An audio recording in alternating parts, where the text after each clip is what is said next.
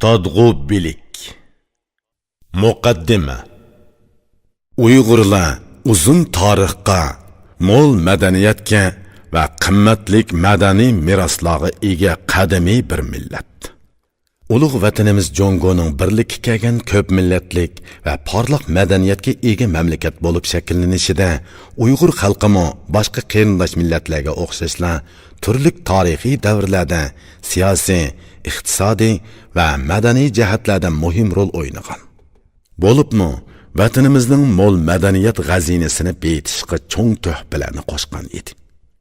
Ana shundoq tuhfalarning biri Uyg'ur xalqining 11-asrda yashagan buyuk mutafakkiri va donishmand shoiri Yusuf Xos Hojibning o'lmas asri Qutadg'u bilik dastonidir.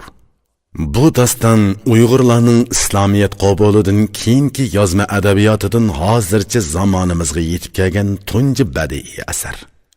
11-asr Uyg'ur adabiy tilining eng yaxshi namunasi ham Qorxoniylar davri ijtimoiy hayoti bilan ijtimoiy ideologiyasining ro'shan inkosi va ifodasidir. Bu daston butun Uyg'ur madaniyati tarixidagi porloq namoyanda bo'lish sifati bilan O'rta Osiyo madaniyati tarixidami zo'r qimmatga ega. 10-11-asrlarda bizning hozirgi birlikka kelgan ko'p millatlik vatanimizda bir qancha hokimiyat tang mavjud bo'lib turgan edi. Shimoliy Jungoda Kidan, ya'ni Qitanlar hokimiyati. Janubiy Jungoda Sung sulolasi. G'arbiy Shimol egizligining bir qismida Tang'utlar hokimiyati. Xeshi koridorida Ganju Uyg'ur hokimiyati.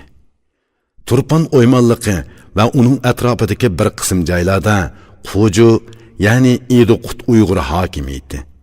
Kuchoning g'arbidan tortib Buxorogacha va shimolda Issiqko'ldan tortib janubda Xotangacha bo'lgan kang zaminda Qorxoniylar hokimiyati mavjud edi.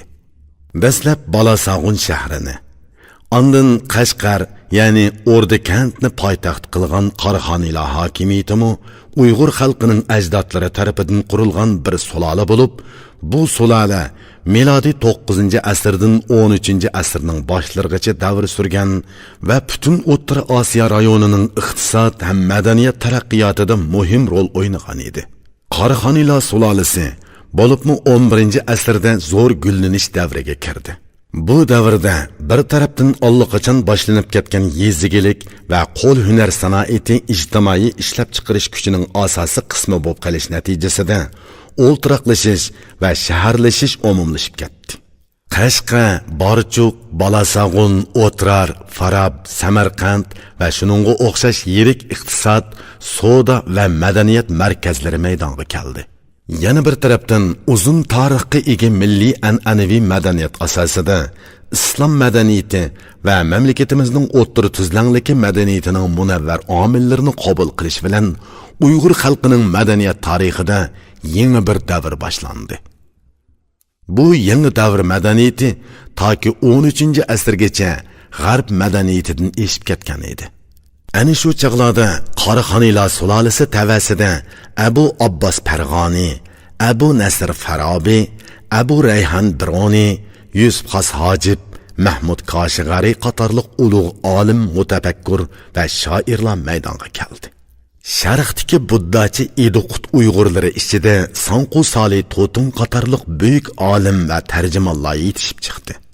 Diniy ayrimliklardan qat'iy nazar o'z davriga nisbatan yuksak saviyaga ega bir butun Uyg'ur madaniyati vujudga keldi. Qutadg'u bilik dastoni ana shundoq bir tarixiy sharoitda maydonga keldi.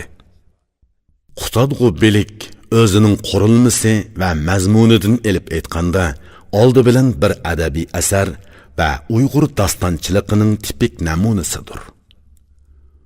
Uningda lirika omillari bilan ipik bayon, dramalik epizodlar bilan tabiat tasviri, obrazlik tasavvur bilan shaxs, ya'ni odam xarakteri, falsafalik tafakkuri bilan majoz, ya'ni metafora nihoyat ustulik bilan jipslashtirilgan.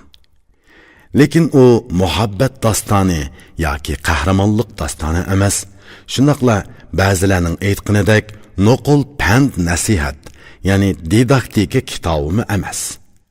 Bu ayni zamon ijtimoiy hayoti bilan zish bog'langan, o'z davriga nisbatan realligi intayin kuchli bo'lgan adabiy asardir. Qutadg'u biliktiki nurg'un tasvirlarda realizm nuri chaqnab turadi. Muallif o'z davridagi ijtimoiy turmushni quruq pand nasihatga tayinib emas, balki badiiy usul bilan personajlar obrazini yaratib, konkret voqea epizodlari orqali aks ettiradi. Asardagi 4 personaj o'zaro bir-birini yo'rtib beradi. Ularning xarakteridagi farqlar personajlarning bir-biriga tamoman o'xshamaydigan hayot falsafasi va faoliyatlari orqali gavdalantiriladi. Mana bu nuqta Qutadg'u bilik dostonini boshqa har qanday pand nasihat xarakteridagi asardan farqlantirib turadi. Qutadg'u bilik qadamiy va yuksak bir milliy madaniyatning bevosita mahsuli bo'lib, u adabiy asar bo'lish bilan birga ham tarix, ham falsafa, ham siyosatnoma yoki davlatshunoslik, ham ijtimoiy ta'lim-tarbiya va uzoq o'tmish hayot bilan Qarg'onilar davridagi real hayotni o'zida mujassamlashtirgan sistemalik bir ilmiy asar. Shuning uchun u Sharq madaniyatini, Uyg'ur va boshqa turkiy tilda so'zlashadigan xalqlar tarixini, bo'libmi Qarg'onilar saltanati tarixi bilan Uyg'ur tili va adabiyoti tarixini, qadimki ajdodlarning falsafa, huquq, ya'ni qonun, etika, ya'ni axloq, ta'lim-tarbiya, diniy e'tiqod, dunyo qarash, urf-odatlarni tadqiq qilishda zo'r ilmiy ahamiyatga ega. So'z 5. 11-asrda yashagan ulug' Uyg'ur shoiri, adib, faylasuf va davlat arbobi Yusuf Xos Hojib tarafidan yozilgan Qutadg'u bilik dostonining hozirgi zamon Uyg'ur adabiy tilidagi nasriy yashmasining nashr qilinishi vatanimizdagi osonliq millatlar klassik adabiyoti tadqiqoti sohasida qilingan yana bir cho'ng ish. Qutadg'u bilik dostoni Uyg'ur klassik adabiyotining eng munavvar bir obidasi. Shundaqla Jumxon millatlari madaniyat xazinasining qimmatbaho durdonasi. Mamlakatimizning mashhur adabiyotshunosi Lavshi 50-yillarda bu dostonning qimmati ustida to'xtalib, Qutadg'u bilik dostoni yolg'iz Uyg'ur xalqining qimmatlik madaniyat boyligi bo'lib qolmasdan, balki vatanimiz madaniyat tarixining bebaho boyligidir degan edi. 1. Partiya 11-navbatlik markaziy komitetining 3-umumiy yig'inidan keyin mamlakatimizdagi har qaysi osonliq millatlarning, jumladan Uyg'ur xalqining klassik adabiyoti va madaniyati sohasidagi tadqiqot keng qanot yaydirildi. Partiyamiz va hukumatimiz adabiy meroslarga varislik qilish va uni keng ko'lamda echish xizmatiga alohida e'tibor bilan qaradi. 1980-yildan boshlab Şinjan Uyg'ur Avtonom Rayonluq Partkom va xalq hukumati Qutadg'u bilik dostonini tadqiq qilish xizmatiga bevosita yetakchilik qilib, nurg'un ilmiy xizmatlarni uyushtirdi.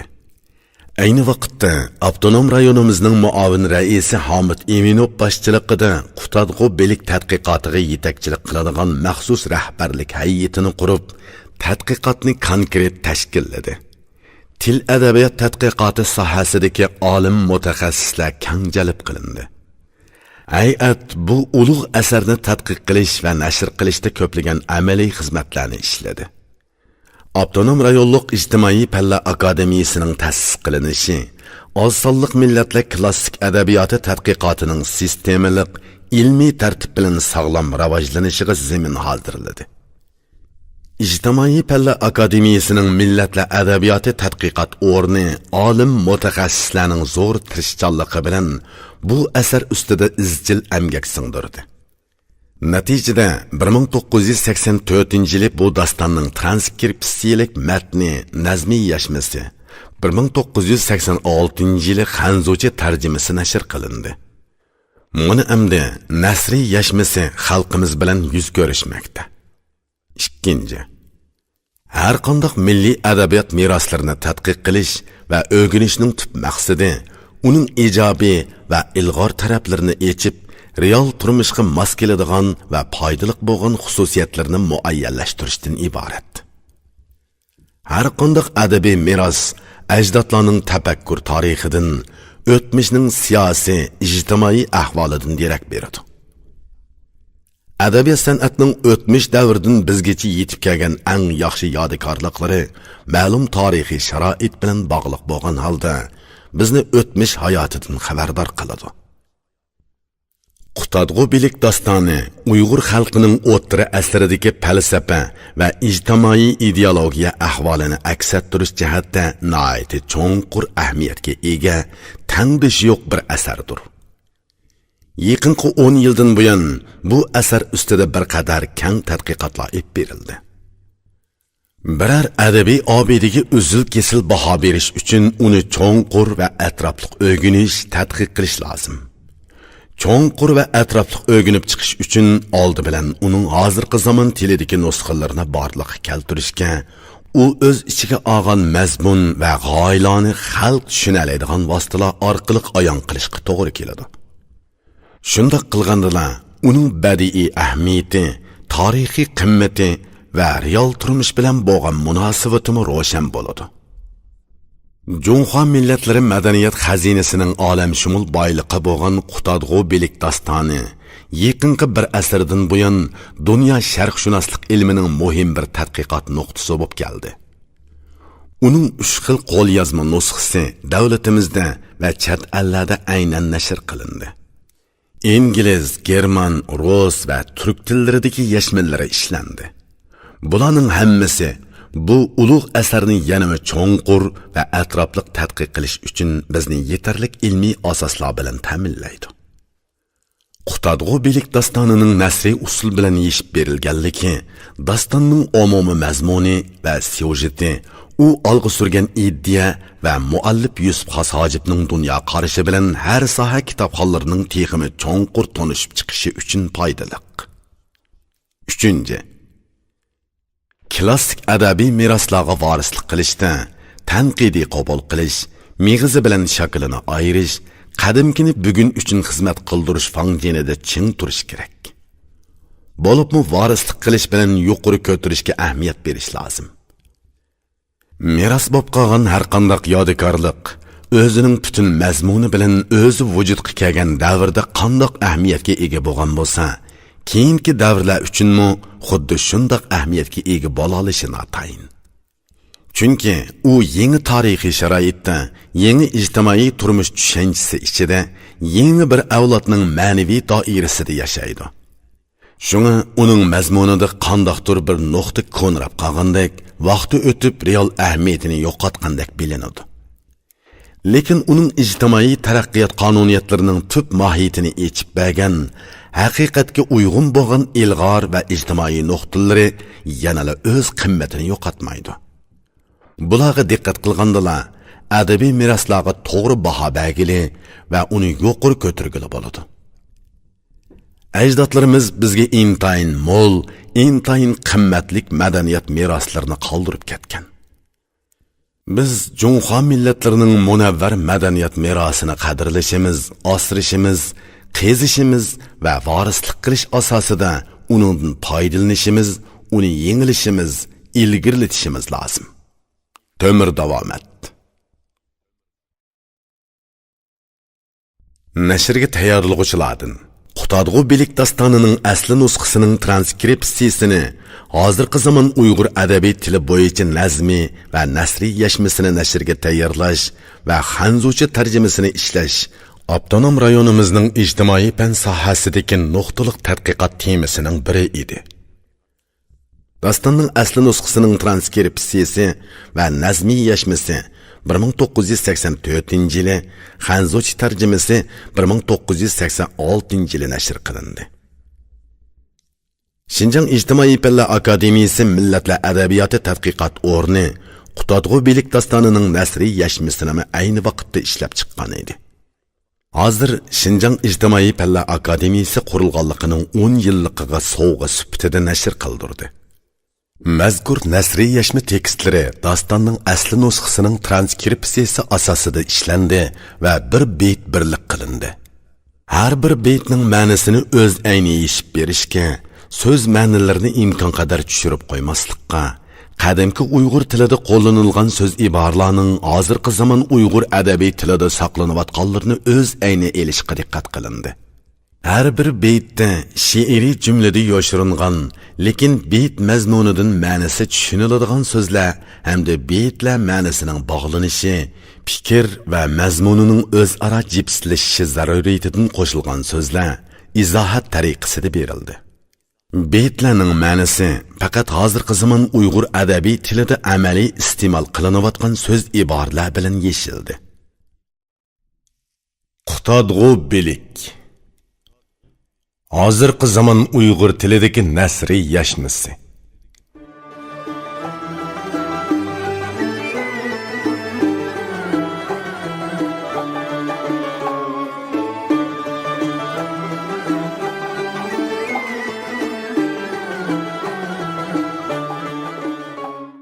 Nasri muqaddima. Köyüngichi va oyug'uchi Allohning ismi bilan boshlayman. Hamdu sana, minnatdorlik va sonsiz madhiyla ulug' qudratlik Tangriga xosdirki, u ulug'liq egisi, tugal qudratlik podshohdir. U yerni, ko'kni yaratdi. Jimi jonliqlarga rizq berdi. Nimani xohlagan bo'lsa qildi. Yana nimani xohlasa shuni qiladi. Alloh xohlaganini qiladi va irodasi bo'yicha hukm qiladi. Yana sonsiz salom va durud xalqlarning yaxshisi, payg'ambarlarning tanlang'ini, Allohning ulug' elchisi Muhammad Mustafa sallallohu alayhi va sallamga bo'lsin. Hamda uning hamrohlari aziz, hurmatlik sahobalarga bo'lsin. Ulardan Alloh rozi bo'lsin. Bu kitob bak azizdir. U Chin hukumalarining tamsillari bilan bezalgan. Machin ulamolarining she'rlari bilan zinatlangan. Bu kitobni o'qigan, bu beytlarni ma'lum qilgan kishi kitobdan yaxshiroq, azizrakdir. Chin va Machin olimlari va hakimlarining hammasi birdek fikrga keldiki, Mashriq viloyatlarida, butun Turkiston ellarida Bug'roxon tilicha turkiy so'z bilan hech kim hech qachon bu kitobdan yaxshiroq kitob yozmagan. Bu kitob qaysi podshohga yoki qaysi iqlimga yetib borsa, g'oyat uzluqi, haddidan ziyoda go'zalligidan u allarning hakimlari, olimlari qabul qilib, uningga har biri bir turlik ot laqam qo'ydi. Chinliqla shohlo adab qoidasi deb atadi. Machin podshohligining hukumalari mamlakat qoidasi deyishdi. Mashriqliklar amirlar zinati deb atadi. Eronliklar Turkiy shohnoma deb atashdi. Ba'zilari bo'lsa podshohlar nasihatnomasi deyishdi. Turonliklar Qutadg'u bilik deb ataydi.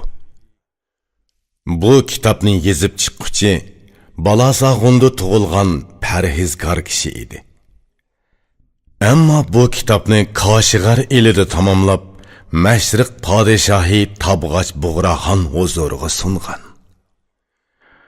Shoh Bug'roxonmi uni hurmatlab, ulug'lab, o'zining xos hojibligini uningga berib taqdirlagan edi. Shuning uchun Yusuf xos hojib deb nom shuhrati dunyoga yeyilgandir. Bu aziz kitob 4 ulug' qimmatlik ul ustiga bino qilingandir. Biri adolat, ikkinchisi davlat, uchinchisi aql, to'rtinchisi qanoat, Yana uning har biriga bir turkcha ot qo'ygan. Adolatga kun tug'di alik deb ot berib, podshoh o'rniga qo'yilgan.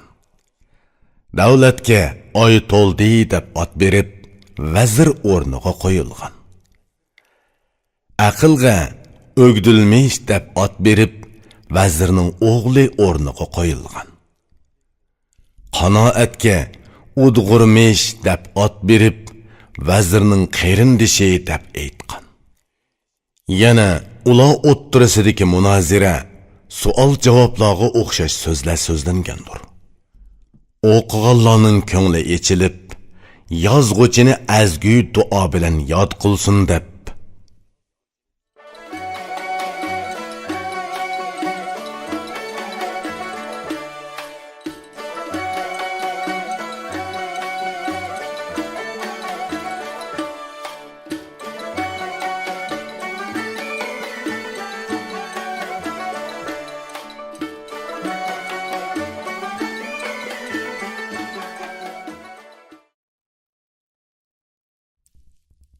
Nazmi muqaddima. U qudratlik birli Xudo hammadan ilgiridir. Barliq shukr madhiyle uningga mansubdir. U ulug'liq egisi, qodir va zuljalal, yaratgan, taraldirgan, qodir va komildir. Yer ko'k bilan xaloyiqning egisi, ya'ni hamma uchun rizqni tayyorladi. Külüp durup yegin. Xudo hammaga hisobsiz rizq berguchidir, hammani yegizidu, lekin o'zi yemaydi. Hamma jonliqlarni hargiz osh qo'ymaydi, ilkidagi hammani yegizidu, ishkizidu. U qandoq xohlagan bo'lsa, hamma narsa shundoq bo'ldi. Kimni xohlasa, shuni ulug' qiladi. Allah tanlagan payg'ambarga madhiya va salom bo'lsin. Yana hamrohlariga davomliq salom, ehtirom bo'lsin. Muhammad alayhissalom xaloyiqning boshchisi. U hamma kishilarning ko'z va qishi. Yana bu bak aziz bir kitobdir. Bilganlar uchun bilim dengizidir. Bu qimmatlik bilimlar bilan bezalgan. Shundoq ekan, shukr qil, qanoat tila. Kitobning hamma yeriga donishmandlar so'zlarining parchasi unchidek tap-takshi tizilgan. Sharq podshohi Machinlar begi dunyodagi bilimlik, idroqliq yaxshilar borliqi bu kitobni qo'liga elib o'zlashtirgan, xazina ichida saqlab asragan. Biridan biriga meros bo'lib qolgan, o'zi tutib boshqalarga bermagan. Bu kitob foydaliqdirki, hech ziyni yo'q. Ko'plagan turklar buning ma'nosini tushunmaydi.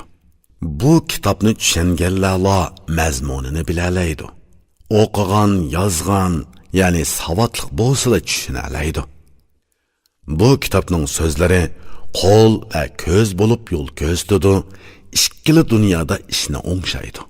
Machin va Chin hakimlarining hammasi birdek bu kitobni yaxshi deyishdi. Hamma turk, Chin va Sharq allarida dunyoda buningdek boshqa bir kitob yo'q. Kitob qadrini bilimlik biladi. Idroksiz kishidan, ya'ni nodonlikdan boshqa nima keladi? Kitobni ko'rganlar odamga bermagulik. Agar do'sting bo'lsa-mo, ishonmagulik. Chunki bilimsizlar buning qadrini bilmaydi. Idrokliklar o'qib uni asraydi. Muallif uni Bug'roxon zamonida xon tili bilan bayon qilgandir. Bunday kitobni avval kim bayon qilgan? Bundan keyinmi kim bunchalik o'z bayon qila olsin? Qani kim bo'lmasin, mushundoq yoza olamdi? Yazalig'ini bor bo'lsa, uni maqtayman. Har qaysi shahar, kent, o'rda saroyda kitobni boshqacha ot bilan otadi. Har bir elning dono hakimlari shu elning yo'soni bo'yicha ot qo'ydi. Chinliqlar shohlar adab qoidasi deyishdi. Machilliqlar mamlakat sirdishi deb atadi. Mashriq elidagi ulug'lar bu kitobni Amirlar zinnati deb to'g'ri atadi. İranlıqlar buni Shahnoma deydi. Turanlıqlar Qutadg'u bilik deb tushunadi. Ko'ginki har qaysi alla o'xshamagan tillardagi turlik so'zlar orqali uningga har xil nomlarni berdi. Yana bu kitobga ot qo'ygan ulug' va yaxshi bandasini Xudo kechirsin. Ey bu kitobni qabul qilguvchi, bu turklar tilida yozilganiga ajablanguchi. Qara, bu kitob hammaga yaraydi. Shohlar uchun al-yurtni uzun boshqarishga foydali. Mamlakatni idora qilguvchi kimlar bo'lishini, uningga nima qilish kerakligini hakimlar so'zlagan. Shohning qo'g'dilishi va buningga keraklik vositalar, mamlakat tuzishning tartib shartlari, mamlakatning xarob bo'lishi, turaqliqligi nimidan yoki mamlakatning yiqilishi, davomli turishi va boshqalar.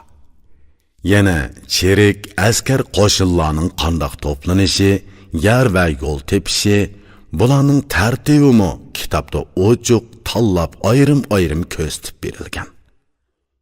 Yana mamlakatni mahkam tutqichi kishining yaramliq arlarga ish topshirganligi ko'rsatilgan. Idrokliq loyiq biri lozimki, chiroqqa oy nurini beg'ishlagandek bo'lsin. Xalqning shohlarda haqqi bor. Shohningmi xalqdagi haqqi ravodir. Yana puhrolar uningga rioya qilsin.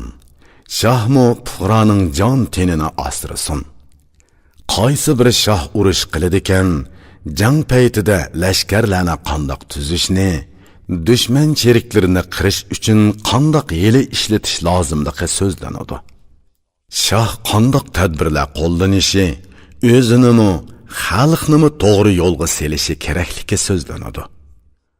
Bu yangilig'i shohni xalq so'yadi.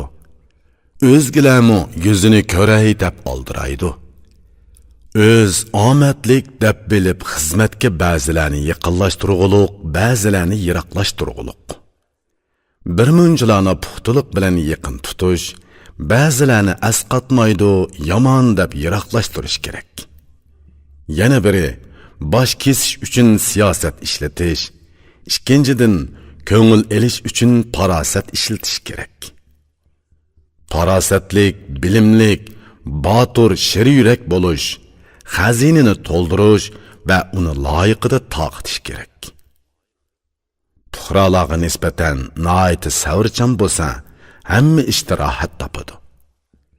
Bir qancha so'zni sana vasiyat sifatida qoldirsam, unutma, menga duo qil.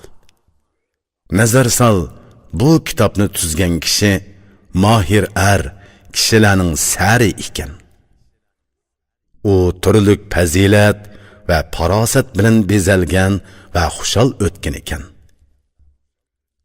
U to'g'riligi, hurmati va xudogo'yligi sababidan taqvodor, bilimlik, pok bo'lib o'tdi. Uning yashagan makoni Qo'z Ordu eli. Uning taxti yaxshi nasabdan, so'zgimi mohir edi. U tug'ilgan elidan chiqib ketib, bu kitobni tuzib tugalladi. Hammasini yezib tugutib, bir tartibga selib Qashqar elida tamomladi. Uni shohning oldida o'qib berdi. Xonlar xoni Tabg'och Qora Bug'ra xon uni ko'p qadrlab mukofot berib, qalam haqqi va aql farosati uchun hurmatladi. Uningga xos hojib nomini taqdim qilib, uni o'ziga texmi yaqinlashtirdi. Qara, bu ma'nilik ish uchun hurmatlab, uni Yusuf xos hojib deb to'g'ri atadi. Yana bu kitobni bayon qilganda 4 ulug' narsa asos qilingan. Biri to'g'rilik asosidagi adolatdir. Ikkinchisi davlat, baxt, iqboldir. Uchinchisi ulug'lik bilan aqldir. To'rtinchisi qanoat bilan salomatlikdir. Buning har biri uchun boshqacha nom bergandir va shu nom bilan oxirigacha bayon qilgandir. Adolatni kun tug'di alayk deb atab, uni shohlik o'rniga qo'yadi. Davlat to'g'ridan to'g'ri oytoldi deb ataladi va uni vazirlik o'rniga qo'yadi. U aqlni o'gdilmish deb ataydi va vazirning o'g'li deb aytadi. Qanoatga o'dg'irmish nomini beradi. Bunimi vazirning yaqini deydi.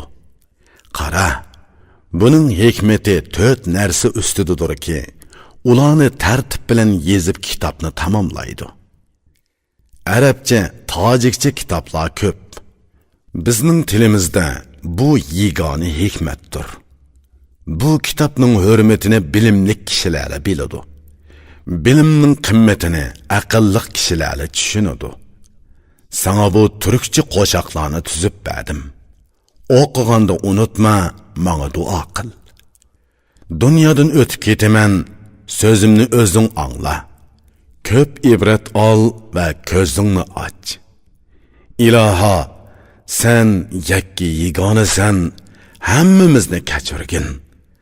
Hamma mu'minlarga didoringni nisb qil.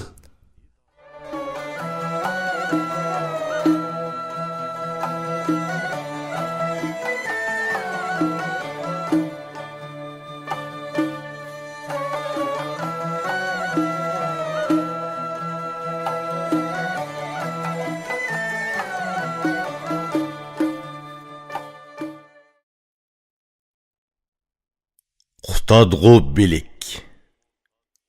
Yusuf Xos Hojib.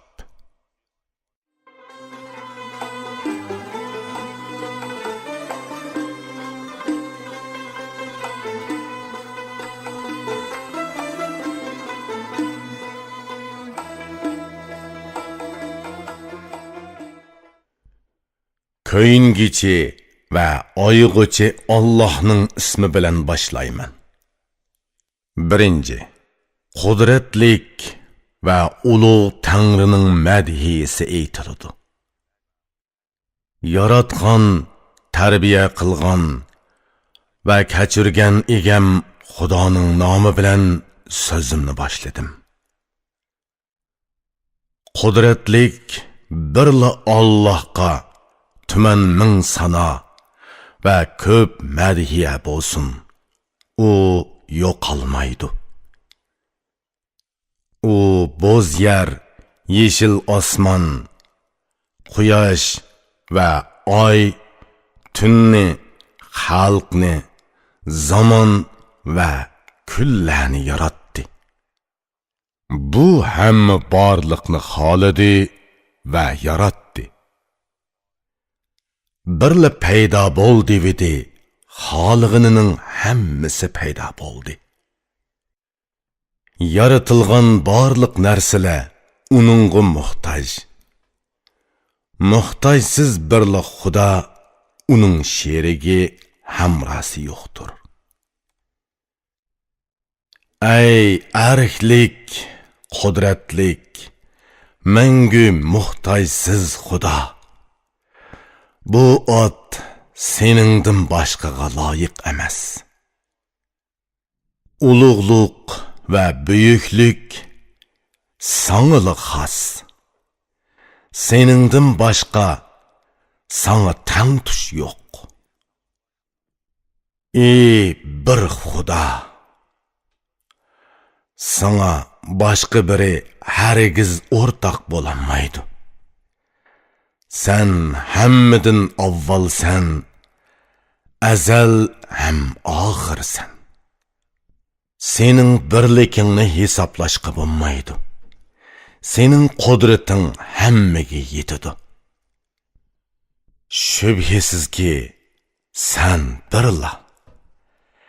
Ey mangulik zot, sen hisobga qaytilmaysan, inkormi qilinmaysan.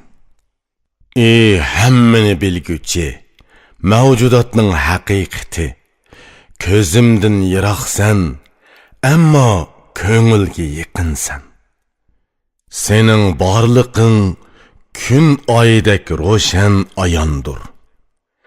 Lekin buning tahtini tushunishga aql farosat yetmaydi. Sening birliking mavjud narsalarga bog'liq emas. Chunki hamma narsani sen yaratding. Ular seningdir. Barliq mavjudotni sen yaratding. Har qanday narsa yo'qoladi. Ammo senli tirik qolasan. Yaratquchining borliqiga yaratilganlar guvoh. Yaralgan ikki dunyo birligiga aniq shohid. Uningga o'xshaydigini yoki selishtirmasi yo'q. Nemishqa shundoq ekanligiga xalqning aqli yetmaydi. U mangmaydi, ya yatmaydi, uxlamaydi, uyg'oq. Uni o'xshatishga, ya selishtirishga, ya suratlashga bo'lmaydi. Kaynidimi, oldidimi emas, o'ngdimi, soldimi emas, ostidimi, ustidimi, ya o'tiridimi o'rni yo'q. O'rinni u yaratdi. Biroq uning o'rni yo'q.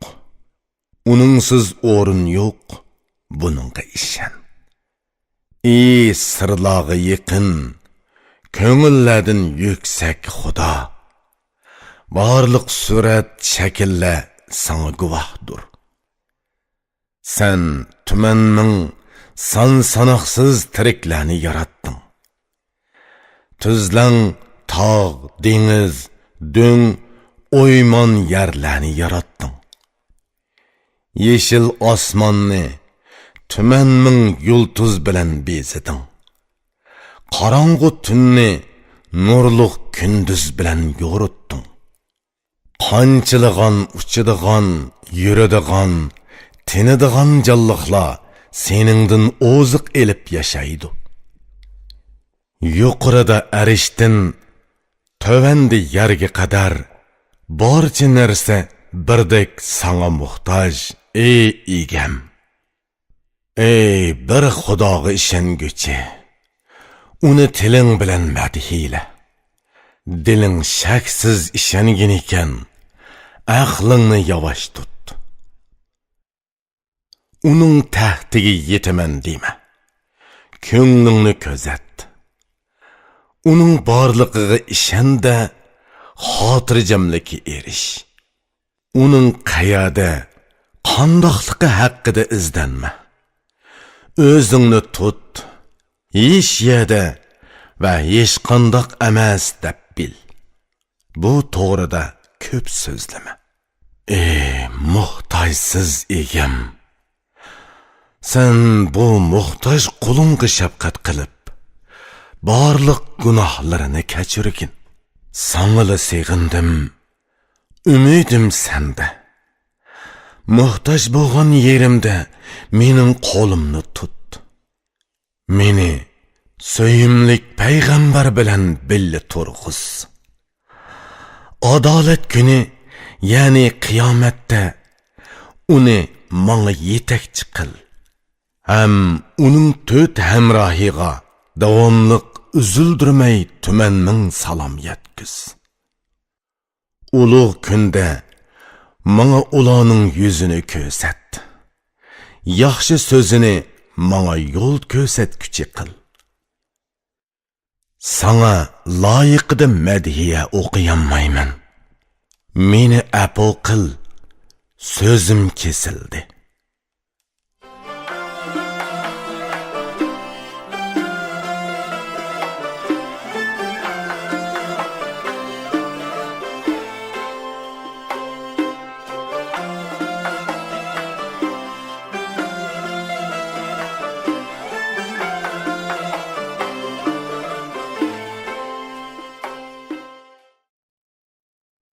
İkinci, Peygamber aleyhisselamның madhiyesi eytiladi. Şafqatlik egam, so'yimlik payg'ambarni avatdi. O xalq ichidan tanlang'ini, kishilarning yaxshisi edi. U qorong'u tunda xalqqa mash'al bo'ldi. Yo'riqlik chechib seni yo'ritdi. u xudodan sana da'vatchi edi. Shundan keyin ey qahramon, to'g'ri yo'lga kirding. U o'zini pido qildi. Tiliki ummatlari edi. Shunga ularga yo'l ko'rsatib berdi. Bilginki kunduzlari yemedi, kechalari yotmadi. Allohdan sana mag'firat tiledi, boshqani tilamadi. Kech kunduz mushaqqat chekib seni tiladi. Sen amdi uning yo'li bilan mang deganini qil. Uning barliq qayg'usi ummatlari uchun edi. Ularning rohati uchun azobdan qutuldirishni tilaydi. U ota-onadanmi mehribon edi. Xudodan davomliq yaxshilik tilaydi. U Xudoning bandalariga qilgan rahmati edi. Uning mijoz xulqi yaxshi, qiliqi tuz edi. U kamtar, muloyim, yaxshi mijozlik, ayoliq, rahimdil, sehi, qo'li kang edi. Undaq kishi bo'z yer va ko'k osmon uchun aziz. Tangri uningga nihoyat zo'r qadr-qimmat berdi. U barliq yo'lboshchilarning kattasi edi. Hamma payg'ambarlarga oxirgi tamg'i bo'ldi. Uning yo'liga ko'ngil bog'ladim. Uning deganlariga ishonib, xushallik bilan so'zini angladim. Ilohim, ko'nglimni ko'zatgin. Qiyomatda so'yimlik payg'ambar bilan billa turg'izgin. Qiyomatda to'lin oydek yuzini ko'zat. Ilohim menga uni yo'l ko'rsatguchi qil.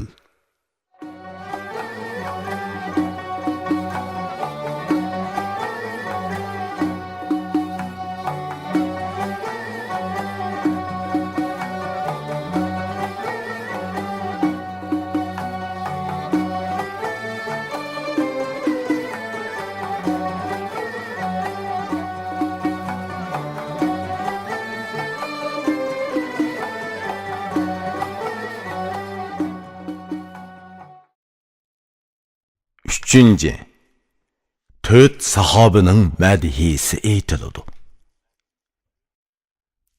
Uning ko'rib avunadigan 4 hamrohi bor edi. Bular payg'ambarning billa turadigan maslahatchilari edi. Ularning ikkisi qaynotasi, ikkisi kuyovli. Bular xalq ichidagi xil kishilardan edi. Dastlabki hammadan avvalqisi otiq edi. Uning ko'ngli tili bilan birdek Xudoga ishongan. U mol dunyosi, teni va jinini pido qildi. Faqat payg'ambarning Rabbining roziligini tiladi. Uningdan keyingisi Faruq, kishilarning xili edi. U dili bilan tili birdek xalq ichidagi esil kishi edi. Bu sodiq yordamchi dinning tirigi bo'lib, shariat yuzidagi pardini ko'tardi. Keyingisi hayoliq, xushmijoz Osmon bo'lib, kishilar ichida eng sehi, qo'li ochiq edi. U borliqini meli va jinini pido qildi. Payg'ambar uningga 2 qizini berdi. Buningdan keyingi tanlang'ini Ali bo'lib, u botur, jasur, yuraklik, ahli to'liq edi. Uning qo'li ochiq, qalbi sop, bilimlik, e'tiqodman, nomi ulug' edi. Bular din va shariatning asosi edi. Ular kofir va munofiqlarning yukini ko'tardi.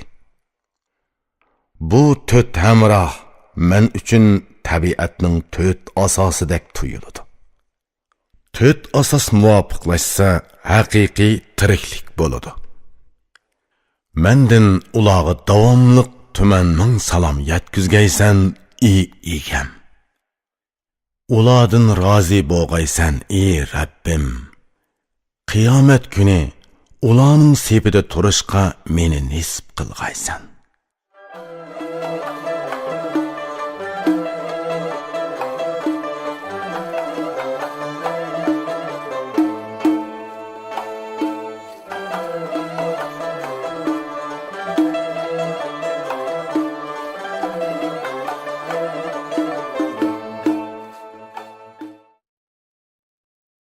To'rtinchi, nurluq bahor fasli, ulug' Bug'roxon madhiysi so'zlanadi. Sharqdan illiq bahor shamili esib keldi. Dunyoni bezash uchun jannat yo'lini ochdi. Bo'z yerdan kofordek qorlar ketib, ipor bilan to'ldi. Dunyo husniga to'lib bezanmakni istadi. Bahor shamili yiqimsiz qishni haydadi. Nurliq bahor saodat o'qyosini yana batladi.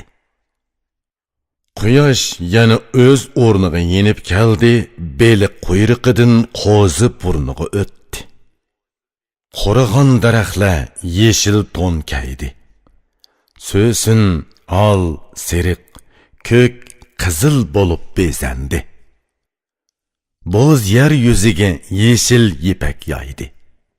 Go'yo qiton karvini tabg'ash tovar durdinini yeyivetgandek bo'ldi. Tuzlang, tog', qir, o'ymon tushak yeyib tushandi. Vodala, yo'tala, qizil ko'k kiyinib yasandi. Tuman turlik chechaklar kulib ichildi. Dunyo ipor va kofir hidi bilan to'ldi. Qalampur hidiga to'lgan g'urg'ur shamol chiqdi. Bu dunyo butunlay ipor burab ketdi. G'oz o'rdak oqqu qil quyruq ko'kni qopladi. G'oqildishib yuqori tuban uchib o'ynashdi. Qarig'in, ba'zisi qo'zg'alsa, ba'zisi qo'nudi. Ba'zisi suv o'zsa, ba'zisi suv ichidi.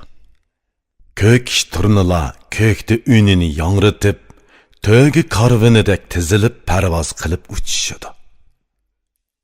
Ular qushi xuddi ipatlik qiz o'z so'yginini chaqirganidek soz ovoz bilan hamrohini undimakda.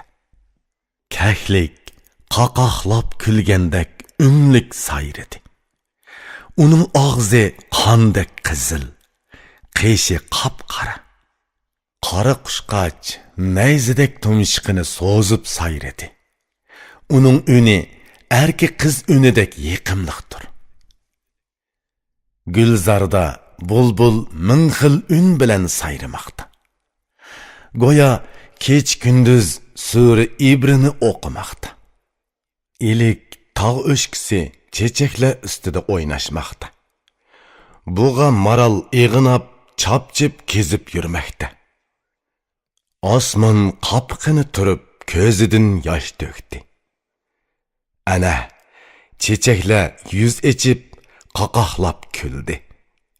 Bu paytda dunyo o'z-o'ziga beqib, mag'rurlanib, so'yinib yasadoq ayniga qarab.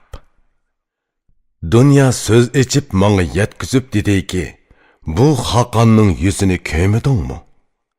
Uxlab qolgan bo'lsang tur, endi ko'z och. Anlamagan bo'lsang, endi mendan so'z angla. Tuman yildan beri so'lg'un qul edim. Endi qulluq to'ni yeshilib, oq so'sardan kiyimlar kiydim. Bezandim, chunki ulug' Xoqon begim bo'ldi. U tilasa jinim qurbon bo'lsin deb o'tindim. Bulut guldirlab qorovullik dumbiqini urdi. Chaqmoq chiqib Xoqonning to'g'ini yoydi. Ularning biri qinidan chiqsa so'zilib elni boshqaradi. Biri shon shuhratini jahonga yoyidi. Ulug' Tabg'ach Bug'roxon jahon tutdi. nomi qutluk bo'lsin. Xudo ikki dunyoni bersin. Ey dinning izzati, ey davlatning tiriki va homiysi, ey millatning toji, shariatning ishonchi. Xudo barliq tilagan tilikingga yetkizdi. Xudola sana doim orqa tirak bo'lsin. Ey dunyoning jamoli, ulug'liqning husni, mamlakatga nur, turoqsiz baxtga yugan. Palak sana baxti, el va taxt berdi. Bu taxt bilan baxtni Tangrim doimlik qilsin. Shu Xoqon bilan dunyo tinchlik topdi. Shunga dunyo uningga barliq sovg'atlarni avatdi. Fazodan kelgan osmon qushlarining ba'zisi Hind mamlakatidan, ba'zisi Rum elidan kelib, mag'rur shodlanib, so'yinchiga to'lib, Xoqonning nomiga madhiya o'qib, bas-basta sayrashmoqda. Turlik chechaklar yer yuziga shundoq bezak berdiki, tuzlang, tog', o'yman, do'ngning mangzlari yeshil ko'kka bo'yaldi. Ba'zilari xush hidi bilan xizmat ko'rsatsa, ba'zilari chiroy husni bilan eshik ochadi. Ba'zilari qo'l so'zib xushpuroqlik isriq tutsa, ba'zilari ipar purkib dunyoni xush hidga to'ldiradi. Ba'zisi sharqning xilma-xil sovg'alarini epkasa, ba'zisi g'arbdan kelib xizmat qilishga tayyor turadi. Xizmatiga kelgan baxt eshikida turadi. Eshikda turib, u farmonbardorlik qiladi. Dunyo mushunda xizmat ko'rsatish uchun tayyorlandi. Dushmanning bo'ynini egib, Xoqonni yuqori o'rlatdi. Xoqonning nom shuhrati dunyoga taraldi. Uni ko'rmagan ko'zlardan uyqu qochdi. Dunyoga osoyishlik yetdi. Chunki qonun tuzildi. Qonun bilan u nomini yuksaldirdi. Kimiki Sexining suratini ko'ray desa, tashnolik bilan Xoqonning yuziga boqsin. Jafosiz, vafodor baxtni tilasang, uning yuzini ko'r. Qilgan ishi butunlay vafodir. O'zing ziyon tatmay foyda ko'ray desang, beri kel. Xizmat qil, ko'ngil ber va dilingni isitqin. Oliyjanob, muloyim, shafqatlik, oq ko'ngil kishini ko'ray desang, kel, uni ko'r, xotirjam bo'l. Ey yaxshi xuluqliq, asli yaxshi uruqliq Xoqon, dunyo seningdan qo'rqqanmisin? Ey baxtlik xon, Xudo sana davlat berdi. Ming matam uning nomini atab shukr qil. Nayt qadamiy masalda mundoq deyilgan. Otining o'rni nomi o'g'ilga qoladi. Otining nomi bilan o'rni sana qoldi. Buningdan keyinmi yana tuman yil davomlashsin. Minglagan qo'llar sana nurg'un narsa sovg'a tutdi. Menmi bu qutatg'u bilikni sovg'a qilay. Ularning sovg'asi keladi, oxiri ketadi. Lekin mening bu sovg'am mangu qoladigan sovg'a bo'ladi. Qancha dunyo yiqining bilan tugab oxiri yo'qaydi. So'z bitsang u qoladi, olam kesadi. Bu xonning nomi kitobga putildi. Bu nom mangu saqlanib qoladi, ey baxtlik xon. Ya Rabbim, davlatini ko'paytgin, tiliginini tugal qil. Barliq ishda sen uningga orqa tirak bo'l. U so'yganlarni omon qil, dushmanini yo'qot. Shodligini qo'yiq qil, qayg'uni yiroq tut. Yomg'ir yig'ib tursin, chechak echilsin. Qurigan daraxtin bixlo ko'klisin. Palak davomliq oylini yevasin. Dushman bo'yni qayrilib tavam bo'lsin. bo'z yer mistek qizil bo'lmagicha yoki o't ustida yeshil chechak unmigicha baxtlik xon uzun yashab ko'p baxt ko'rsin. Ko'ranmaslarning ko'zlari o't bo'lib yonsin. Uning yana qandoq orzu tiliki bo'lsa, Xudola uningga orqitirak bo'lsin. Uning eli shod-xuramlik bilan mag'rur yashasin. O'zi Loqman yeshidek hayot kechirsin.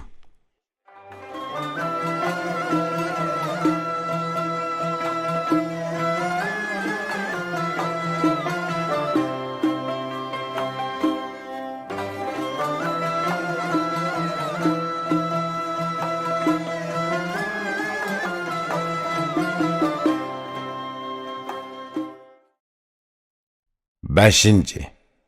7 yulduz 12 burch aytiladi. Xudoning nomi bilan so'zimni boshladim. U yaratquchi, tarbiya qilguvchi, kechirguchi egam. Xudo butun olamni o'zi xolig'inidek yaratdi. Dunyoga kun va oyni yoritdi. Qara, falakni yaratdi. U doim oylinib turadi.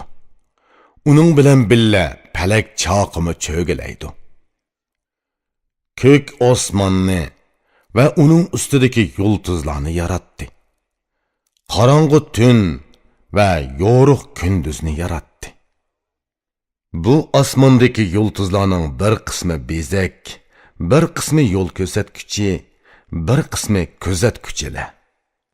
Bir qismi kishilarga yorug'lik beradi, bir qismi yo'l ko'rsatguchi.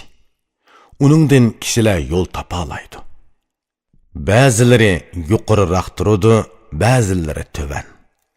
Ba'zisi yorug'roq bo'lsa, ba'zilari xira. Bulardan eng yuqorida sakantir harakat qiladi. U 2 yil 8 oy bir uyda turadi.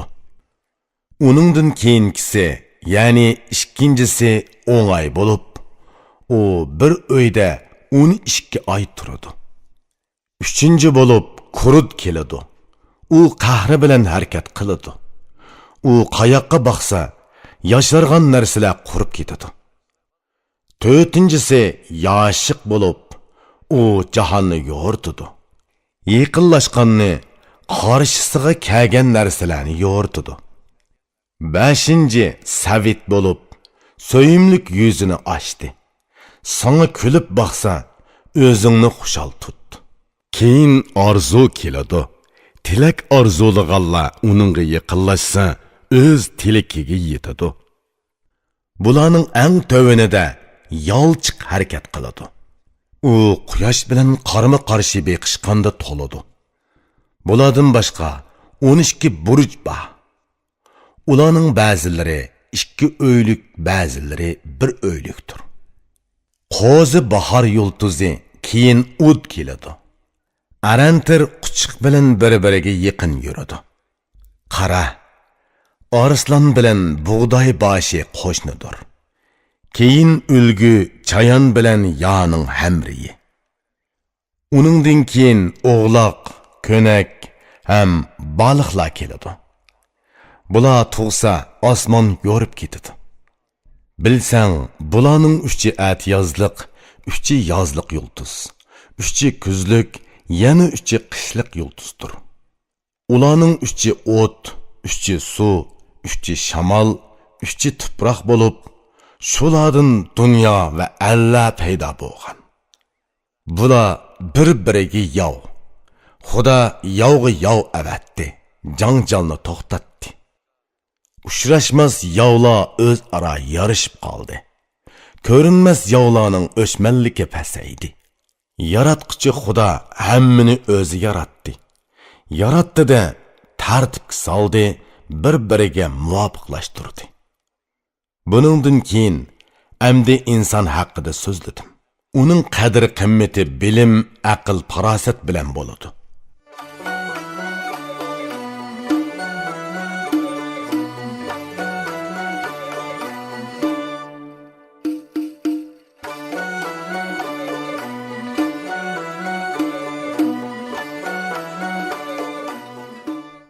İrfan elektron şirketi turlik lug'atlarni chiqarib til boyligingizni oshiribla qolmay, bu xil asarlar bilan odam bo'lishning epini o'gitib, dil boyligingizni ovundirmoqchi.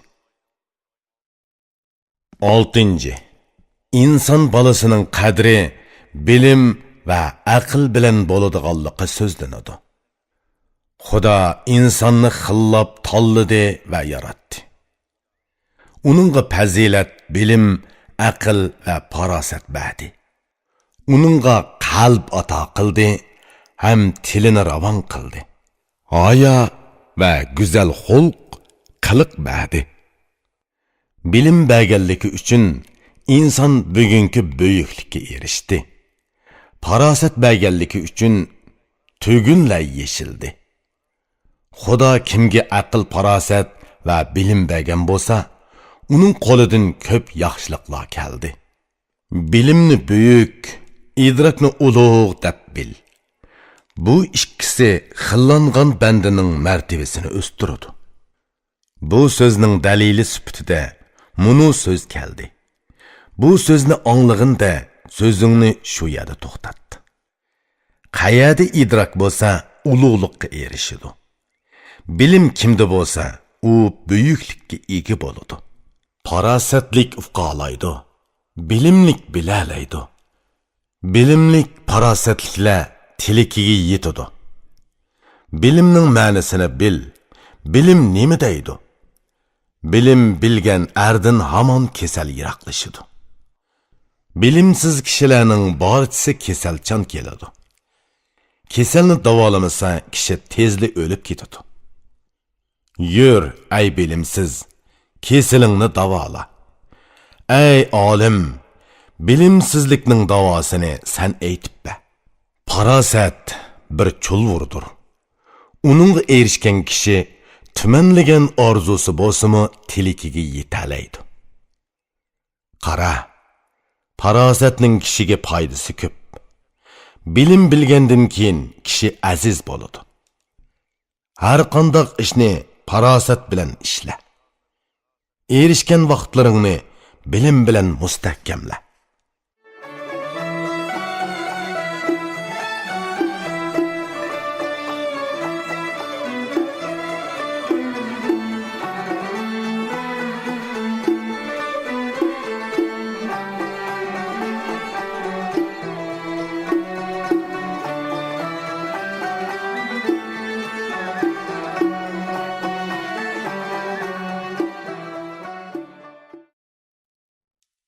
Yettinci, tilning fazilati va qusuri, foydasi va ziyni aytiladi. Til, bilim, aql, farosatga tilmoshdir. Bu ravon tilni kishini yo'ritquchi deb bil. Til kishining qadrini oshiradi. Uning bilan kishi baxtga erishadi. Til kishini xo'rlab qo'yadi. Uning bilan arning beshi ketadi. Til go'yo eshikda yotgan arslondir. Ey uy egasi, ehtiyot qil, beshingni yeydi. Til azobidan qiynalgan kishi nima deydi? Angla. Bu so'zga amal qilib, uni o'zingga hamroh qil.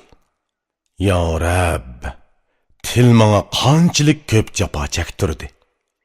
Beshimni kesmasin uchun tilimni kesay. So'zingga ehtiyot qil. Beshing ketmisin. Tilingni ko'zatgin, tishing sunmisin. Bir olim til haqida puxta bilim bergan edi. Ey til egasi, beshingni qo'g'dig'in. Sen o'zingga esallik tilasang, tilingdan yaramsiz so'zlarni chiqarma. So'zni bilib so'zlasang, bilimga yotadi. Bilimsizning so'zi o'zining beshini yeydi. Ko'p so'zdan ortiq foyda ko'rmadim. Takror so'zlashdan nafmi topmadim. Ko'p so'zlama, zarur bo'lganda oz so'zla. Tuman so'zning tugunini birli so'z bilan yash. Kishi so'z bilan yuqori o'rlab podshoh bo'ladi. Ko'p so'z boshni yaga agdiradi. Ko'p so'zlasa quruq gap sotdi deyishidi. Agar so'zlamasa kekashgan deydi. Shundaq ekan, ustalik bilan ish qil. Ustalik bilan qilingan ish kishini yuqori ko'taradi. Tilingni qattiq saqla, beshing saqlanadi. So'zingni qisqartqin, yeshing uzuraydi. Tilning ko'p foydasi bor, ziynimi nurg'un. Til ba'zida maqtaladi, ba'zida ming turlik so'kish oladi. Demak shundaqkan, so'zni bilib so'zla. So'zing ko'zsiz qarg'uga ko'z bo'lsin. Bilimsiz aniqki qarg'udur. Yur ay bilimsiz, tegishlik bilim ol. Qara, tug'ilgan odam o'lidi. So'zi belgi bo'lib qoladi. So'zingni yaxshi so'zla, o'zing o'lmaysan. Ikki narsa bilan odam qiyirmaydi. Biri yaxshi harakat, biri yaxshi so'z. Odam tug'iladi, o'ladi. Baqqinki uning so'zi qoladi. İnson o'zi kessimi, nomi qoladi. Sen o'lmaydigan bir hayot tilasang, xulqi mijozing bilan so'zingni yaxshi qil, ey dona. Tilni xeli maqtadim, ba'zida so'kdim. Maqsadim tilni sana tushuntirish edi. Hammali so'zni yig'sa aql ma'qul ko'maydi. Kishi hojatlik so'zni so'zlaydi, yoshirmaydi. Ey dana, so'zimni o'g'limga so'zladim. O'g'il mendan to'van turadi. Menga qandoq tanglashsin? Ey o'g'il, so'zimni sana so'zladim. Ey o'g'il, sana o'zimning bu nasihatimni qildim. Mendan sana oltin kumush qosimi, sen uni bu so'zlarga tang ko'ma. Kumushni ishlatsang tugaydi, yo'qoladi. So'zimni ish qilsang, kumush tepiladi. Kishidan kishiga qoladigan meros so'zdir. Vasiyat qilingan so'zni esingda tutsang, foydasi ko'pdir. Ey dona olim, bugun qopqingni turma. O'zrimni ayminib aytaman.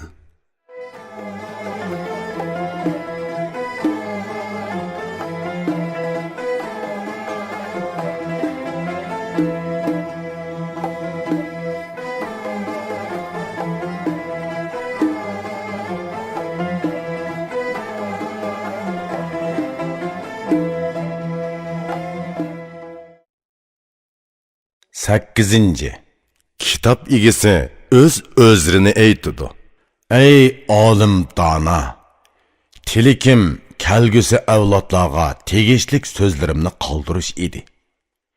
Lekin bir fikr qarshi chiqib dediki, diqqat qil. So'zing xato bo'lsa, sana ziyon zahmat yetadi. Xalqning tili yomon, u gapingni qiladi. Kishilarning qiliqi hasadxo'r, go'shingni yeydi. Sapsilib qarasam, yukim yengilladi. O'zimga dedimki, so'zla, hamma so'zingni to'k. Nima uchun desang, sana aytay. Ey jasur qahramon, so'zimni anglag'in. İnson yengiladiganligi uchun uning nomi yangliq bo'lgan. Yengilish, ya'ni yangliq inson uchun berilgan. Kim yengilmaydi? Menga aytib berginchi. Sana aytayki, yengiladigan kishilar to'manmingdir. Bilimliklar nihoyat az, bilimsizlar ko'p. Bilginki, idraksizlar ko'p, idrakliklar kam uchraydi. Bilimsizlar bilimlikka dushman bo'ldi. Bilimsizlar bilimlikka hasad qildi. Kishi bilan kishining zo'r farqi bor. Bu farq bilimdila ko'rinadi deyman. Ushbu so'zimni bilimliklar uchun so'zladim. Bilimsizning tilini o'zimmi bilmayman. Mening bilimsiz bilan qiladigan hech so'zim yo'q.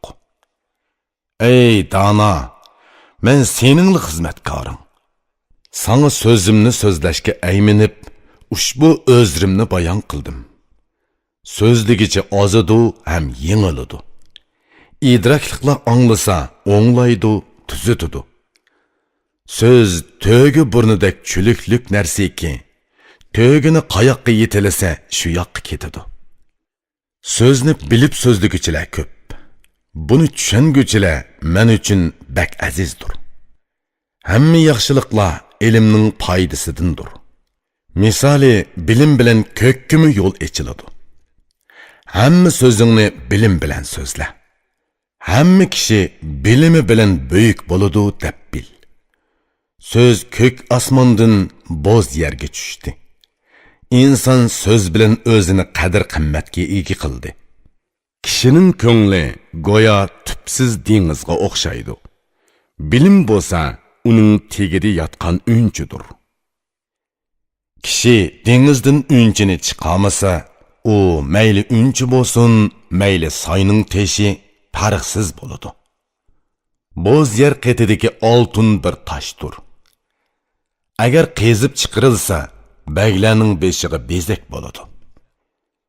Bilimli kishi bilimni til bilan bayon qilmasa, uning bilimi yillab yozsimi, atrofni yo'rtanmaydi. İdraklik, bilimlik bo'lish nihoyat yaxshi narsadir. Agar uningga erishsang, ishlat, uchib ko'kka yet. İdrak va bilimning nima ekanligiga aqli yetgan al-yurt begi nima deydi? Angla. Jahon tutishqa idraklik kerak. Xalqni boshqarishga aql ham jasorat kerak. Jahon tutqichi jahonni idrak bilan tutdi. Xalqni boshqarguvchi ilm bilan boshqardi. Dunyoga odam zoti to'ralgandan tortib, idrakliklar yaxshi qonun turg'izib keldi. Bugungi qadar qaysi zamonda bo'lsin, bilimlikka yuksak o'rin tagdi. Kishilarning yomini aql topsa tuziladi. Xalq ichidagi qalaymaqonchilik bilim bilan besiladi. Bu ikkisi kor qilmasa, bilimni qo'yda, ondan qo'lingni qilishga uzatqin. Olim dono baglar xalqqa bosh bo'lib, bilimsizlarning ishini qilish bilan hal qildi. Jahonni qo'lda tutmoq uchun kishi nihoyat idraklik bo'lishi kerak. Xalqni boshqarish uchun kishi bilim bilishi kerak. Bu ikkisini birlashtirgan kishi kamolatga yetadi. Komil dunyo ne'matlarining hammasiga ega bo'ladi. Agar har ikki dunyoni tilamoqchi bo'lsang, qo'lingdan kelsa, uning chorasi yaxshilik qilishdir.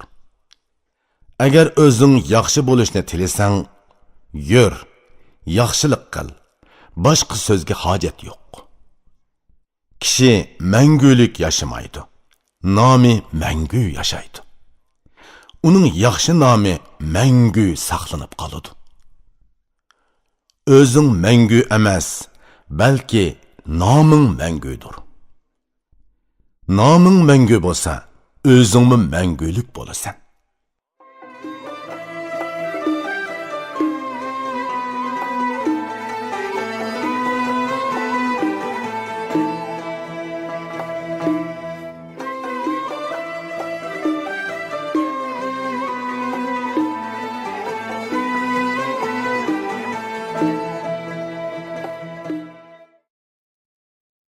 To'qqizinchi.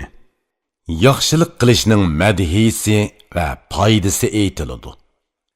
Agar xalqqa hukmronlik yurgizadigansan, barliq so'z harakating bilan yaxshilik qil.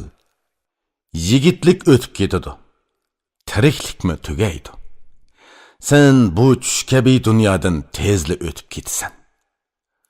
Hayotingni sarmoya qilki, uning foydasi yaxshilikdir. Bu tangli oxiratda yaxshi yegulik va kaygulik bo'ladi. Kishilarning yaxshisi nima deydi? Angla. Nafas elib yuradigan jonliqlar oxiri o'lgusi. Nazar sol, dunyoda ni arlar tug'ildi. Ular bir muddat hayot kechirib, oxiri o'ldi. Mayli bag, mayli malay yoki yaxshi yomon bo'lsin, o'zi o'lgan bo'lsa, iz nomi qoldi. Endi bu o'rin navbatida sana tegdi. Hammadan avval yaxshilik qil, yaxshi bo'l. Tirik odam oxir o'lgusi va yerni to'shak qilg'usidir. Qara, kishi yaxshilik bilan o'lsa, nomi hayot qoladi. Ikki turlik nom tillarda yashaydi. Biri yaxshi nom, biri yomon nom dunyoda qoladi. Yomon so'kish oladi, yaxshi maqtashga erishidi. O'zingga qarab ko'gin, qaysisini xohlaysan? O'zing yaxshi bo'lsang, noming maqtiladi. Agar yomon bo'lsang, so'kilasan, ay pok kishi.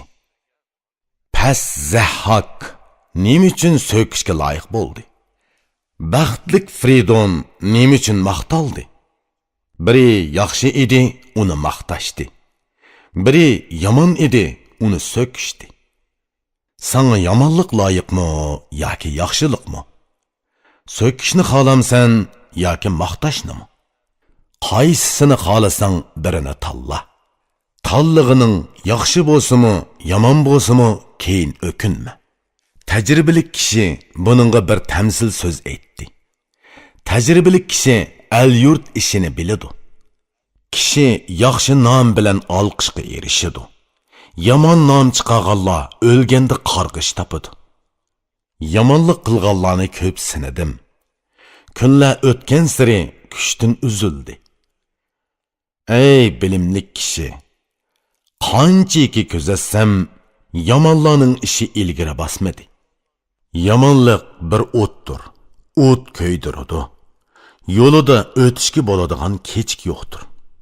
Bizdan ilgari o'tganlarga qarab ko'rsak, mayli qari xalq, bag yoki dunyo so'rig'ichi bo'lsin, bularning qaysisi bilimga erishgan bo'lsa, ular zamon va dunyoni qo'lida tuta oladi.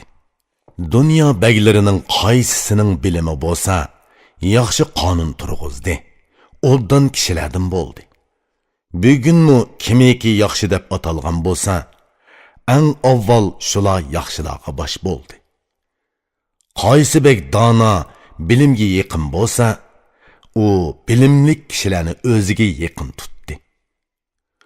U qo'liga olgan har bir ishni diqqat bilan ishladi. Ilmini ishqa silib xalqni boshladi. Elini tuzatganlikdan xalq beyidi. Xalqning boyligini o'ziga qo'rg'on qildi. Sexiy deb otilib yaxshi nom chiqargan, sexiy odam o'lsa, uning nomini tirik deb bil. O'lishni bilib o'ziga hozirlik qilganlar tiriklar uchun nomini kitobga putib qo'ydi. Bugun kim uni o'qisa bilimga ega bo'ladi. Ularga agishib yaxshilik qiladi. Dunyoda bilimdan aziz yana nima bo'lsin? Bilimsiz deganlik er uchun sat haqoratdir. Dunyoda ko'p narsalarni sinab uzun yashagan bilimli kishining nima deganligini angla. Bilim sizga 4dan o'rin tegsa, qarag'inki 4 paga bo'lsa 4 hisoblanadi. Agar donoga pagodan o'rin tegsa, bu paga 4danmi yuqori bo'ladi. Bunchilik qadr-qimmatning hammasi bilim uchundir. Dunyoda uning o'rni mayli 4da yoki pagoda bo'lsin baribir. Qara, bu esil kishilar ikki turlik bo'ladi. Biri bag, biri dono. Bular insonlarning boshlamchisidir. Buningdan boshqalarning hammasini hayvon hisobla. Xohlasang bu tarafda tur, xohlasang u tarafda. Sen qaysi tarafda turasan, menga ochiq ayt. Ikkidan bir tarafida bo'l, uchinchisidan qoch. Biri qo'liga qilich elib xalqni idora qiladi, biri qalam elib yashash yo'lini ko'rsatadi. Ulardan yaxshi qonun meros bo'lib keldi. Bu meros kimning qo'liga tegsa, yuqori o'rladi.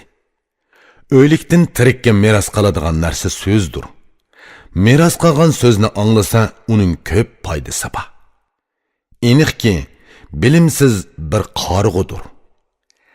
Ey ko'zsiz qarg'u, bir o'lish bilim ol. Kishi ko'rki so'zdir. So'zning turi ko'p. Yur ey tilim, yaxshi so'zli kishini maqta. Buningga taqlidan turikcha bir misol keltirib, buni shuningga o'xshatib so'zladim. Aql ko'rki tildir, tilning ko'rki so'z. Kishining ko'rki yuzdir, yuzning ko'rki ko'z. İnson so'zini til bilan so'zlaydi. So'zi yaxshi bo'lsa, yuzi yo'riq bo'ladi. Nazar silinsa bu turk baglari jahon baglarining yaxshilari edi. Turk baglari ichida nomi mashhur bo'lg'ini Saodatman To'ng'a olib ar edi. Yuqori bilimi bilan fazilati ko'p. Bilimlik, aql, farosatlik xalqning xili edi. U ajoyib, xil, yaramliq, jasur ar edi. Dunyoda zerak arlar jahon so'radi. Tojiklar uni Afrasiyab deb ataydi. Bu Afrasiyab ko'p ellarni talab boshqurdi. Noiti ko'p fazilat, aql, bilim kerakki, jahon so'rig'ichi ondin jahonga qo'l sunsun. Tojiklar buni kitobda yozdi. Kitobga yozmagan bo'lsa, uni kim biladi? Jasur, botur kishi noiti yaxshi aytgan. Jasur kishi chegish tugullarni yeshidu. Jahon so'rash uchun ming turlik fazilat kerak. Qulanni besish uchun arslan kerak. Jahon so'rig'uchiga ming tuman fazilat kerakki, uning bilan al yurtni so'raydi va tumonni suzildiradi. Jahon so'rig'uchi qilich urib dushman bo'ynini kessin. Qonun bilan eli va xalqini tuzusun.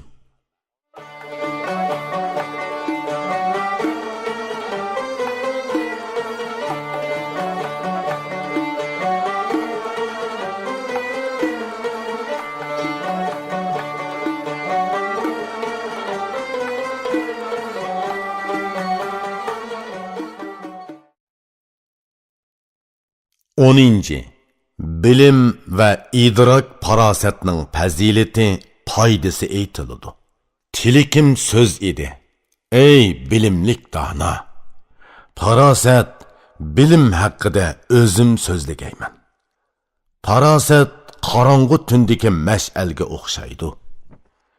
Bilim yo'riqlik bo'lib seni yo'rtadi.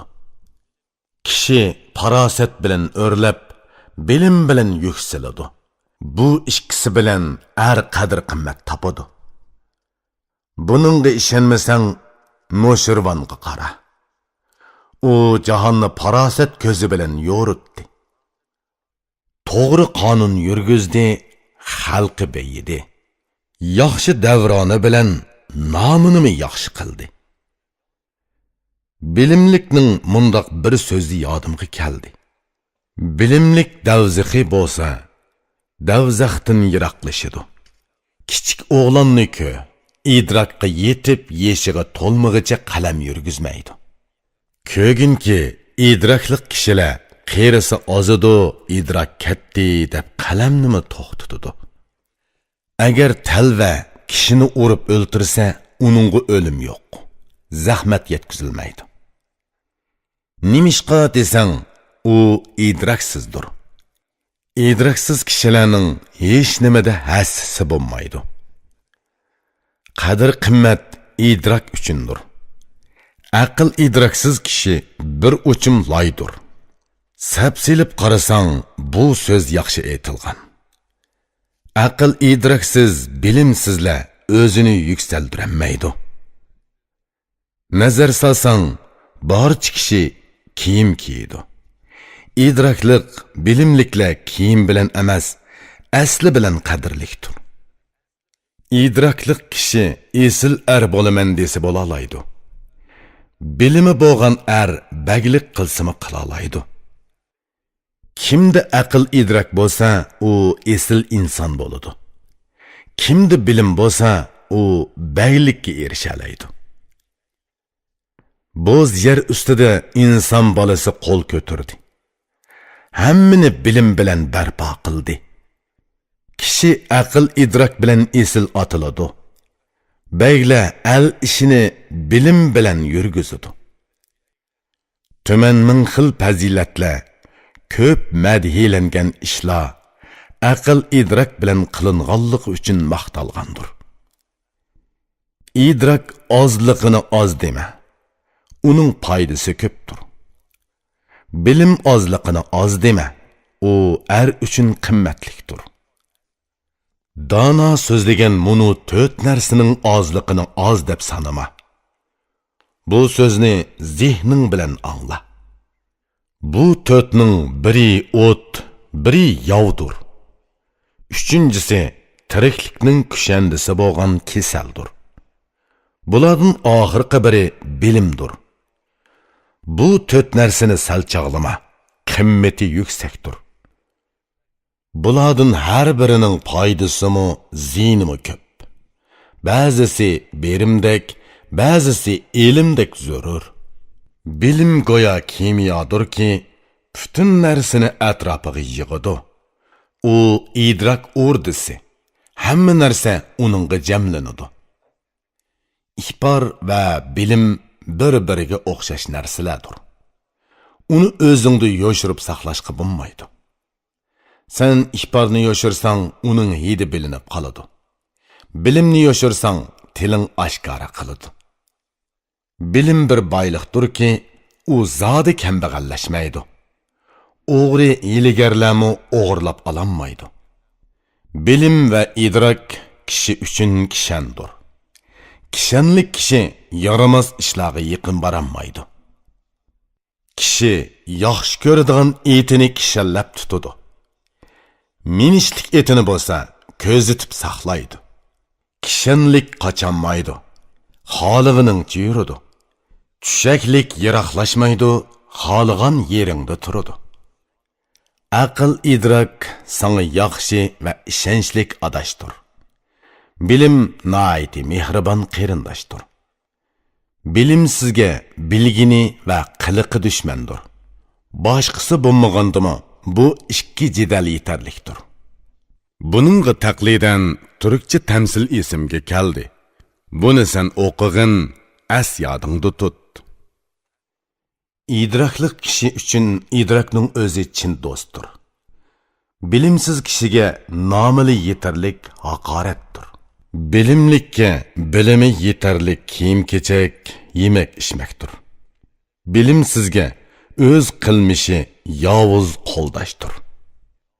Ey idraklik yaxshi odam, g'azabni o'zingdan yiroqlashtir. Bilimlik bag, qahrlanma. Nomingni yaxshi qil. Bu ikkisi bilan ishqa oldirab yiqillashma.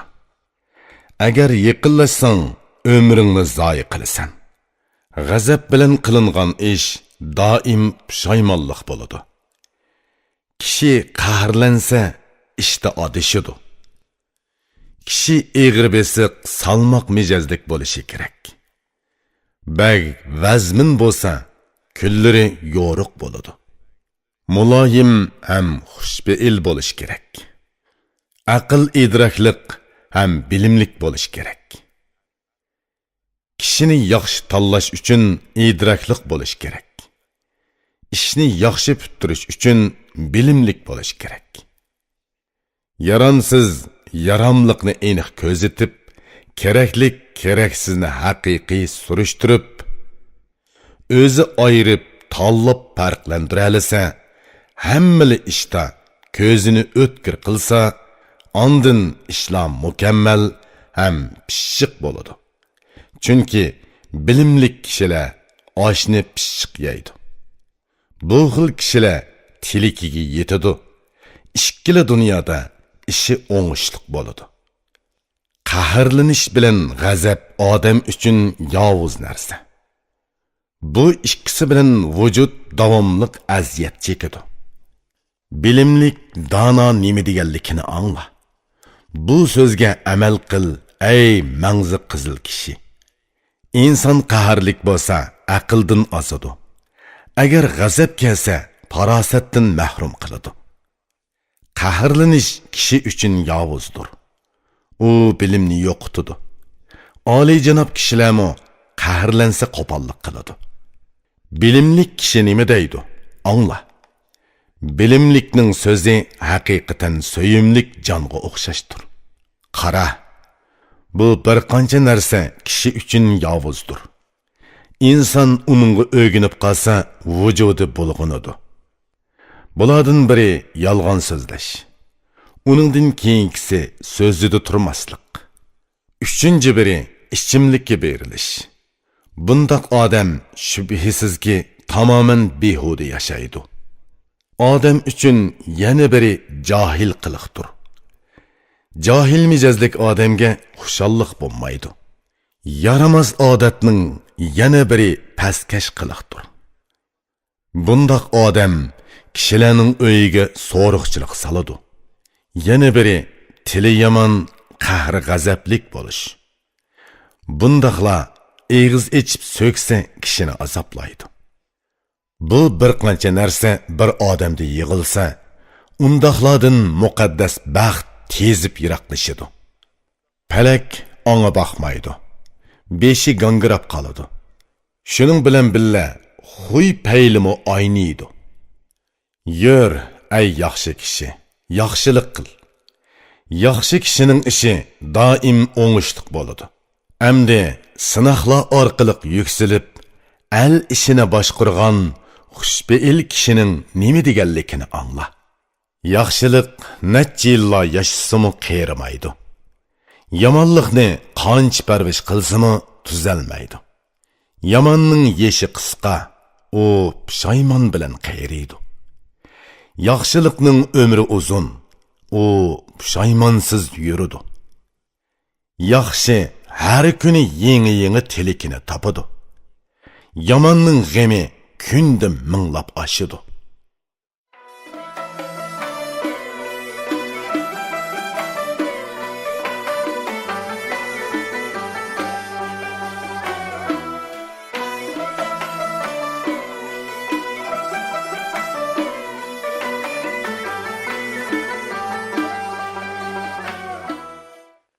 İrpon elektron şirketi turlik lug'atlarni chiqarib til boyligingizni oshiribla qolmay, bu xil asarlar bilan odam bo'lishning epini o'gitib, dil boyligingizni ovundirmoqchi. 11. Kitobning nomi, ma'nosi va o'zining qiyirligi so'zlanadi. Kitobning nomini qutadg'u bilik qo'ydim. O'qiganlarni baxtli qilsin va yo'l ko'rsatsin. Men so'zimni so'zladim va bu kitobni yozdim. Bu ikki dunyoni tutishga sunilgan qo'l bo'lsin. Kishi har ikki dunyoni baxtli holda qo'lida tuta olsa, baxtli bo'ladi. Bu so'zim haq, rostdir. Kun tug'di aligni so'z beshi dedim. Ey yaxshi kishi, uning ta'rifini qilay. Uningdan keyin oy to'ldini so'zladim. Uningdan muqaddas baxt kuni yo'riydi. Bu kun tug'di deganim qonun, adolatdir. Oy to'ldi deganim baxt, saodatdir. Uningdan keyin o'gdilmishni so'zladim. U aql idrokning nomi bo'lib, kishilarni yuksaldirdi. Buningdan keyingisi udg'urmishdir. Uni o'zim oqibat deb ta'rifladim. So'zimni shu 4 narsa ustida so'zladim. O'qisang hammasi yechiladi. Ko'zingni o'tkir qil. Xushal-xuram hayot kechirgan ey yaxshi yigit, so'zimni zoyi qilmay ko'ngil qo'yib angla. Tirishqin, adolat yo'lidan adashma. Yigitlikingni zoyi qilma, uning foydasini ol. Yigitlikingni qadrla, u tezli o'tib ketadi. Qanchalik mahkam tutsangmi, tiriklik sendan qochadi. Seningda yigitlik kuch-quvvati bor ekan, uni zoyi qilma, davomli toat ibodat qil. Yigitlikimga qayg'uraman, o'kinaman. Ammo o'kinishimning foydasi yo'q. So'zimni to'xtataman. Kimning umrida yeshi 40 yetsa, yigitlik u er bilan xo'shlashadi. Menga 50 yeshim qo'lini takkuzdi. Quzg'un tusidek qora beshimni oqqudek qildi. 60 yosh әмді мені кәл деп чақырып атыды. Әжел пістірмісіғі yoluqmasam, әмді ұяққа mı барамен? Kimning yeşi 60 hesabını tügetse, onundan hayat lezzeti ketidi. Yazı qish boludu. 30 yaşda yıqqanlarni 50 yaş yandırıp aldı. 60 yaş qo'l uzatsa, nimalarni qilmaydi? Ey 50 yaş, men sana nima qilgan edim? Nemishqa mendan o'ch elishqa turding? Yigitlikimdagi barcha ishim lazzatlik edi. Endi mening yeydigan eshimni o'g'i qildi. Qaddim o'qdek tuz, qalbim yodek agri edi. Qalbimni o'qdek qilg'icha qaddim yodek bo'ldi. Yigitlik manga nima yig'ib bergan bo'lsa, qiyirliq kelib ep ketdi. U sangami keladi. Ey qutuldirg'uchi, kal, meni qutuldir. Mushaqqat bilan yil oylarning tutquni bo'lib qoldim. Oyig'im kishansizlik putlashdi, mang'anmas bo'ldi. Ko'radigan ko'z qarchiqim qorong'ulashdi, yo'rimas bo'ldi. Hayot lazzati ketdi, qalbimning o'ti o'chdi. Yigitlik nomi meningdan yiroqlashdi. O'yg'on ey oqsoqol, o'limga hozirlan. O'tib ketgan kunlaring uchun un selib yig'la. Vaqt kulla behuda o'tib ketdi. Qolgan kunlaringda o'zingni so'rag'in. Ey muhtojsiz, mangu va doim tirik egam. Bu sonsiz tiriklarni o'lim uchun yaratgansan. Senden bu so'z bilan duo tilayman. Meni bir muncha vaqt tirik qil, yeshimni uzart. Seningdan kuch-quvvat tilab bu so'zni boshladim. Buni tugatkicha sallik kuch bergin ey egam. Ey tilim. Yaramsizlarni mendan yiroqlashtirg'uchi yaratquchi egamni tinmay madhila. Chunki u tanladi, yaratdi, ko'nglimni yo'ritdi. Ko'nglimni to'g'ri yo'l va xotirjamlik ichida tutdi. Qorong'uda edim, tunimni yo'ritdi. Zulmatda edim, kunimni tug'dirdi. Odishib yurgan edim, yo'limni ko'ztib berdi. U saqlamagan bo'lsa, o't ko'yatdim. U meni tanladi, ayridi, yuksaldirdi. Ham ozg'ulloh yo'lidan chiqadi. Ko'nglimni yorug'lik bilan zinnatladi. Tilimni shahodat bilan bezadi. Qalb, ko'z, idrok, aql va bilim berdi. Tilimni echib, so'zimni ravon qildi. Meni yetakliguvchi so'yimlik payg'ambarning yo'lidir. Shu payg'ambarlar menga yo'l ko'rsatguchi bo'lsin. Bularning hammasi egamning fazilatidan edi. U mendek toatsiz qulini qadrlik qildi. Yana oylar va yillar hayot yashasammo, buning shukrasini qandoq ado qilaman?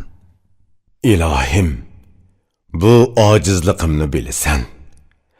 Shunga mushkulim va muhtojligimni sana ochaman.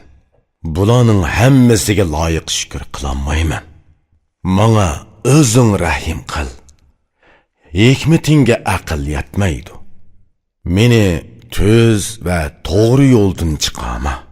Mendan bu iymon to'nini yashmaygin. Mening bu jinim tenimdan chiqar vaqtida oxirgi nafsimni shahodat bilan uz. Qora yer qetida o'zim yolg'iz qolganimda menga u yerdimu ko'p rahmat qilgin. Men toatsiz bir qulungman. Gunohim nurg'un. Ey qadrdan, o'z fazling bilan meni kechirgin. Barliq mu'minlarning hammasiga yor yo'lak bo'l. Atki boqiy olamning didorini buguldi ko'rsat.